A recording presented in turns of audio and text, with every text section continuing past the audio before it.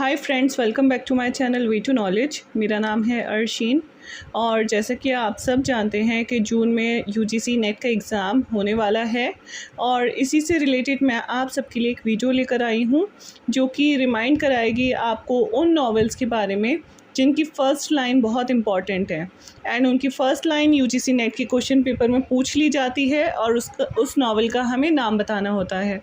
चलिए स्टार्ट करते हैं हमारा ये video. So first one is, it was the best of times, it was the worst of times, it was the age of wisdom, it was the age of foolishness, it was the epoch of belief, it was the epoch of incredulity, it was the season of light, it was the season of darkness, it was the spring of hope, it was the winter of despair. Best novel based on French Revolution, written by Charles Dickens, named A Tale of Two Cities in 1859. बहुत ही खूबसूरती से Charles Dickens ने उस period को इन lines में describe किया है। French revolution का जो दौर था उस टाइम पे बहुत ज़्यादा खर्चे बढ़ चुके थे क्योंकि वॉर उस टाइम पे चल रही थी। वॉर में बहुत ज़्यादा पैसा लग चुका था और उसी वजह से वहाँ पर फैमिन आ चुका था।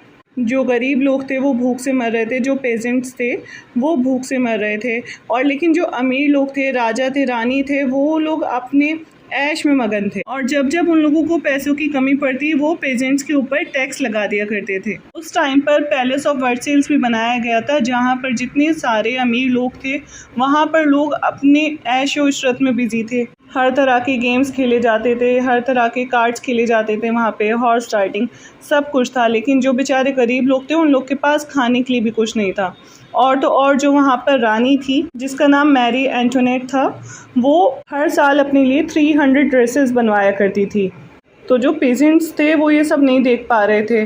लोगों में इतनी गुर्बत आ चुकी थी कि वो एक दूसरे का खाना छीन छीन कर खाने लगे थे। फिर at last Marie Antoinette and King Louis 16 को वहाँ के लोगों ने एग्जीक्यूट कर दिया था और इसी के साथ फ्रेंच रिवॉल्यूशन का एंड हुआ था और वहाँ पर फिर रिवॉल्यूशन आया था। इसी पर बेस्ड था ये novel a tale of two cities. Next है कॉल मी इस्माइल। ये नावल है मॉबी डिक और द व्हेल, जिसे लिखा है अमेरिकन राइटर हरमन मेलविल ने इन 1851 में। इस नावल में इस्माइल ये स्टोरी नरेट कर रहा है और वो बताता है कि जो उसका कैप्टन था एहब और वो लोग जब वोयाज पर जाते हैं तो वो एक व्हेल को मारने की कोशिश करते हैं जो पिछली वोयाज पे उसका पैर खा गई थी। जो कैप्टन एहब था उसका पैर खा गई थी। Next one is, it is a truth universally acknowledged that a single man in position of a good Fortune must be in want of a wife. इस लाइन से ही आप अंदाज़ा लगा सकते हैं कि किसने लिखा होगा। जेन ऑस्टन ने लिखा था 1813 में, pride and prejudice. Jane Austen के जितने भी नॉवेल्स हैं मोस्टली उनकी थीम्स इसी के इर्द गिर्द घूमती है कि किस तरह से सिस्टर्स होती हैं, बहनें साथ रहती हैं, फिर वो एक अमीर लड़के से शादी करना चाहती हैं, फिर उसको इम्प्रेस करने की कोशिश करती हैं। Next one is Lolita, light of my life, fire of my loins. Vladimir Nabokov ने लिखा था नावल और इस नावल की फ़र्स्ट लाइन ही इस नावल का टाइटल है लॉलिता, जो कि 1955 में लिखा गया था। Next one, and again it is most important lines. It was a bright cold day in April and the clocks were striking 13। George Orwell ने लिखी थी 1949 में, जो कि अब तक का फाइनेस्ट सटायरिकल नावल है। Next one is I am an invisible man, लिखा था रॉल्फ एलिसन ने 1952 में और इस नावल का नाम है इनविजिबल मैन और इसकी ओपनिंग लाइन ही है I am an invisible man. इस स्टोरी में क्या है, ये स्टोरी है एक यंग ब्लैक मैन की जो कि अपने आप को इस रेशियली डिवाइडेड सोसाइटी में सरवाइव करने के लिए स्ट्रगल कर रहा है। लेकिन ये जो सोसाइटी है वो ब्लैक लोगों को एज अ ह्यूमन बीइंग भी नहीं देख पा रही है। इसी वजह से इस नावल में जो प्रोटैगनिस्ट है वो खुद को एक इनविजिबल मैन कह रहा है। इनमें से कुछ नॉवेल्स ऐसे हैं जिनकी फ़र्स्ट लाइन में ही उस नावल का टाइटल छिपा है।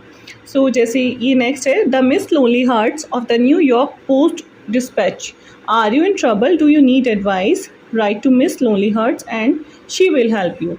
Sat at his desk and stared at a piece of white cardboard.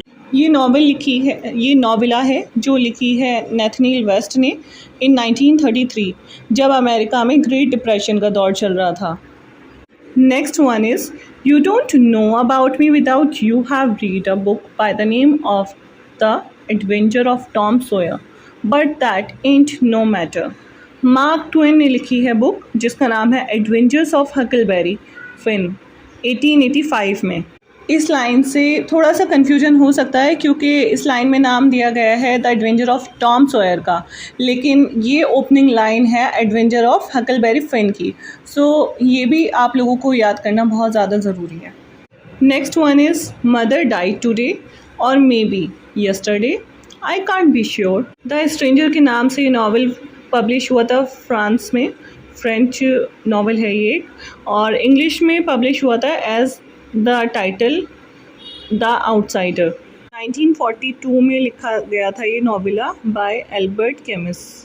इस नावल की जो थीम है वो है the meaninglessness of human life. इस नावल के थ्रू राइटर इस बात पे बहस कर रहा है कि डेथ के अलावा सब कुछ मीनिंगलेस है, हमारी ज़िंदगियों का कोई मतलब नहीं है, एक ना एक दिन सबको मर जाना है. तो इस बात पर इस नावल में जो राइटर है वो बहस कर रहा है. Next one is Mrs डैलोवे said she would by the flowers herself. और इस नावल में भी इस लाइन में भी इस नावल का टाइटल छुपा है मिसेस डैलोवे, जो कि लिखा गया था वर्जीनिया वुल्फ ने इन 1925 में. Next one is, he was an old man who fished alone in a skiff in the Gulf Stream and he had gone 84 days now without taking a fish. Novel का नाम है the old man and the sea, written by Ernest Hemingway in 1952.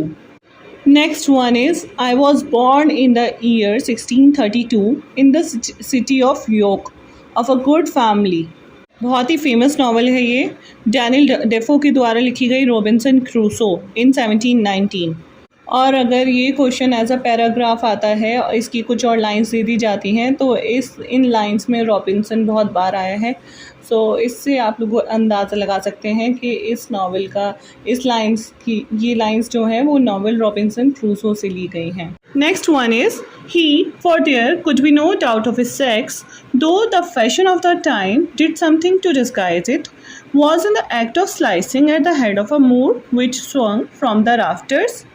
ये lines ली गई है Orlando से, जिसे लिखा था वर्जीनिया वुल्फ ने 1928 में.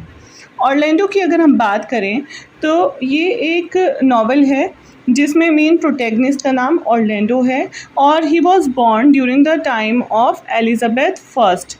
और उस टाइम पर ये एक अच्छा खासा टीनेज बॉय था, लेकिन ये जो नावल है इसमें ये कैरेक्टर है ये 300 साल से भी ज़्यादा जीता है और without any ageing. So around 3 centuries का हमें इसमें हिस्टोरिकल बैकग्राउंड भी देखने को मिलता है. एंड फिर बाद में क्या होता है, ये जो ऑरलैंडो बॉय है वो बॉय से गर्ल बन जाता है. और एक और जो इम्पॉर्टेंट पॉइंट है ऑरलैंडो से रिलेटेड वो है इसमें एक पेड़ का जिक्र किया गया है जिसका नाम है ओक ट्री. तो ये भी नेट में क्वेश्चन पूछ लिया जाता है कि ऑरलैंडो में किस पेड़ का जिक्र किया गया है, तो ये ओक ट्री.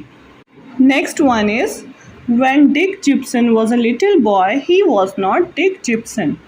और इस नावल का नाम है द डिक जिप्सन शो, जिसे लिखा था स्टैनले एल्किन ने in 1971. And last one is, to be born again sang Gibreel Farishta tumbling from the heavens, first you have to die.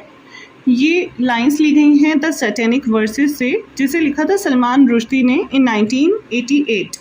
So guys, ये थी हमारी इम्पॉर्टेंट लाइंस और लिस्ट बहुत लंबी है इस तरह के नॉवेल्स की, लेकिन ये मैंने जो आपको एक्सप्लेन किए हैं ये मोस्ट इम्पॉर्टेंट थे.